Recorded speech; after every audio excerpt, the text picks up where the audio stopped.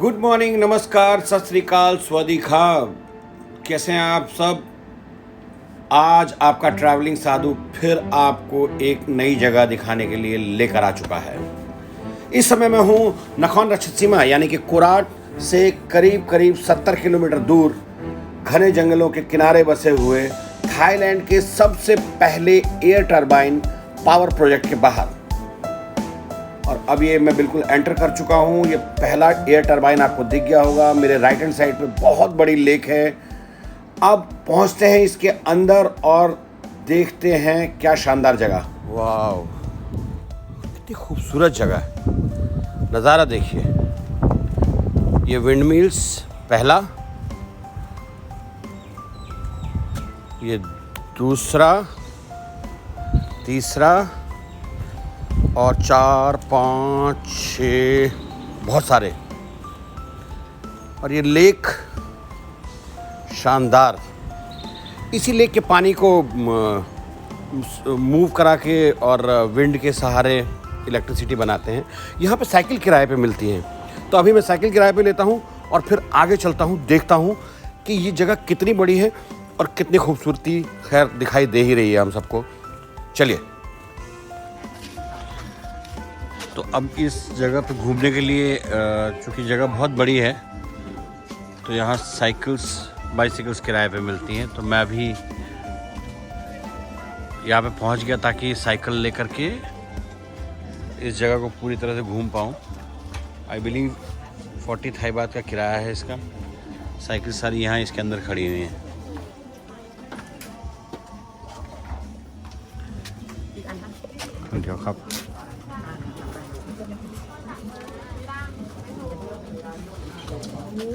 ये उन्होंने मुझसे पूछा कि कितनी साइकिल चाहिए मुझे। मैंने कहा एक, और मैंने 100 बात दे दिए। और ये इन्होंने मुझे 60 बात वापस दे दिए, यानी कि इंडियन करेंसी में हो गया ये टिकट, और इंडियन करेंसी में हो गया करीब 100 रुपये।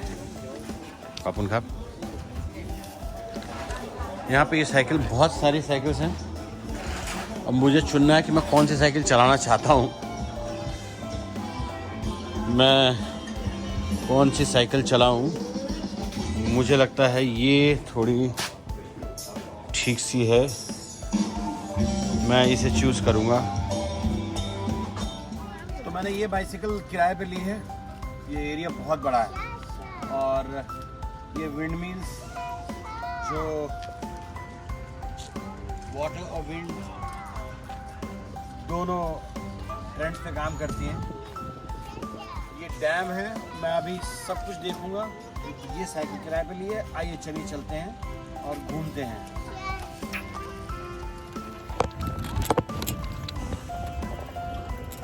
तो अब मैं बाइसिकल से चल पड़ा हूँ। यहाँ पे हवा ठंडी, मौसम शानदार। आज काफ़ी बारिश भी हुई थी यहाँ पे और सड़कें पूरी तरह साफ हैं, बिल्कुल भी गंदगी नहीं है। अभी मैं चलूँगा, मैं सारा उस तरफ मैं घूम के आऊँगा और देखते हैं क्या क्या है यहाँ पर। ब्यूटीफुल।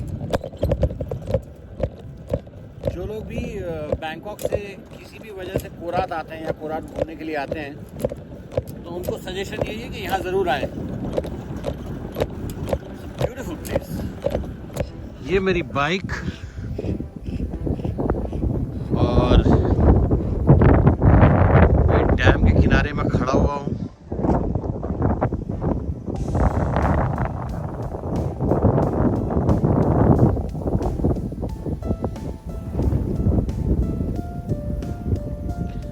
ये नज़ारा, दिस इज़ अमेजिंग। हवा बहुत बढ़िया तेज़ तरीके से चल रही है और सामने एक घाटी में फैली हुई है झील।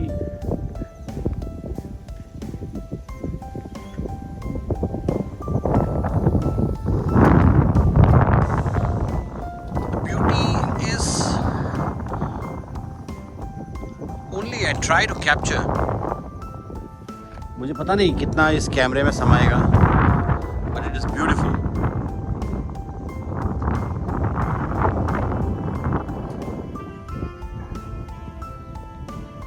ये अपनी आंखों से देखने का इसका मज़ा अलग ही है।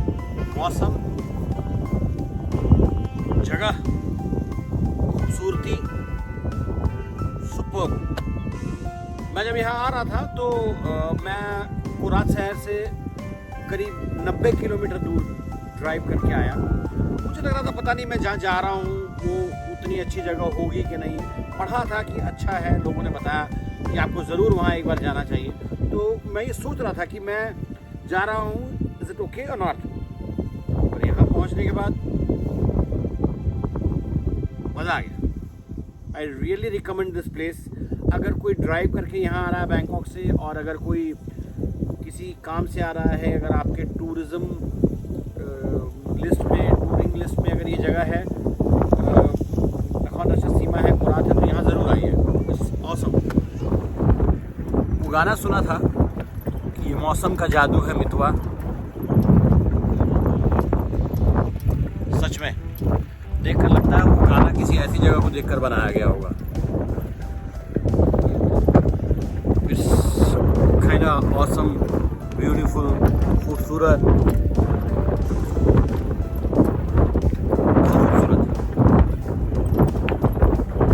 सुंदर और अति सुंदर जगहों में से एक।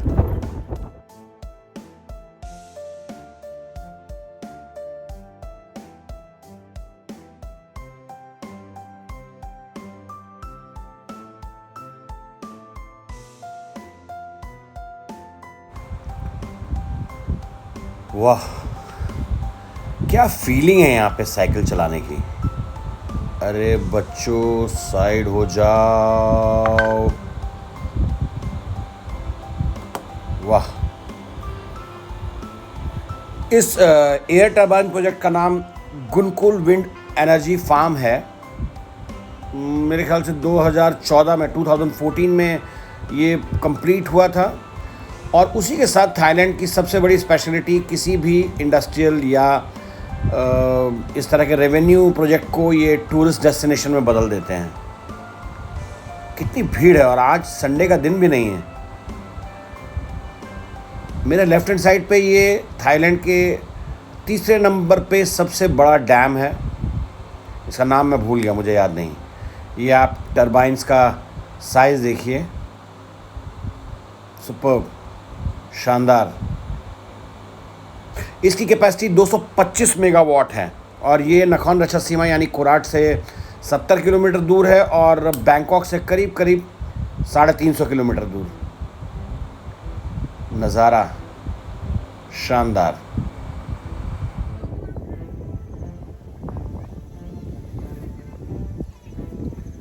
ये मेरे पीछे मेरी ज़िंदगी में देखे हुए अब तक के सबसे अच्छी जगहों में से, सुंदर जगहों में से एक। Very beautiful.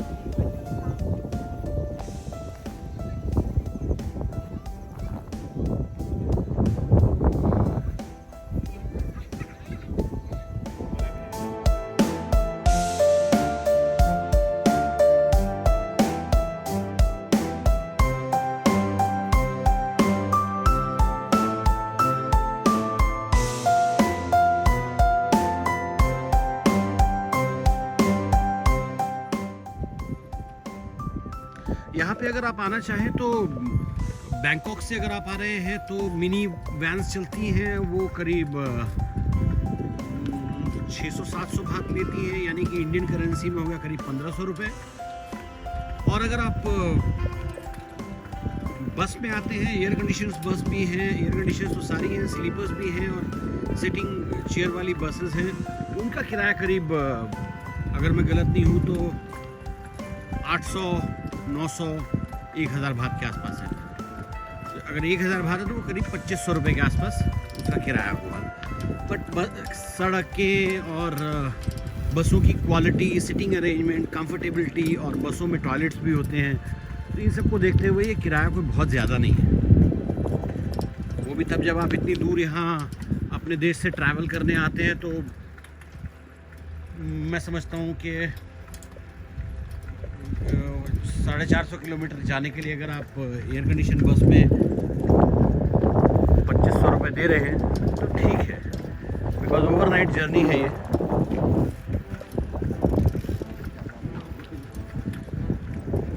और अब मैंने ये करीब 70% राउंड इसका लगा लिया है। वहाँ से शुरू हुआ था मैं और उसके बाद पूरा घूम के वहाँ से मैं यहाँ आ गया हूँ और अब मैं उस एंड पे पहुँचने वाला हूँ जहाँ से मैं चला था। It's a beautiful place. यहाँ पे आने के बाद आप एक पूरा दिन बिता सकते हैं यहाँ पे आसपास रिजॉर्ट्स भी हैं। You can hire a resort and you can stay over here for the night. So this is an ideal place to spend a holiday for 1 day or 2 day here.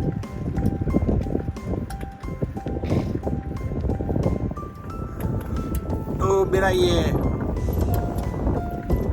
खुराक की पंचक्कियों वाला ट्रिप तो पूरा हो गया almost. मैं अभी पहुंच जाऊंगा वापस अपने ठिकाने पे, फिर हम वापस अपने रैन बसेरे की तरफ जाएंगे। रात को रुकने के बाद कल फिर तीसरी जगह पे निकलूँगा मैं। कोशिश करता हूँ आप लोगों को जितना सब कुछ थाईलैंड में जो नॉर्मल मार्केट में ना दिखाया गया हो वो सब दिखा दूँ। Let's try for the best.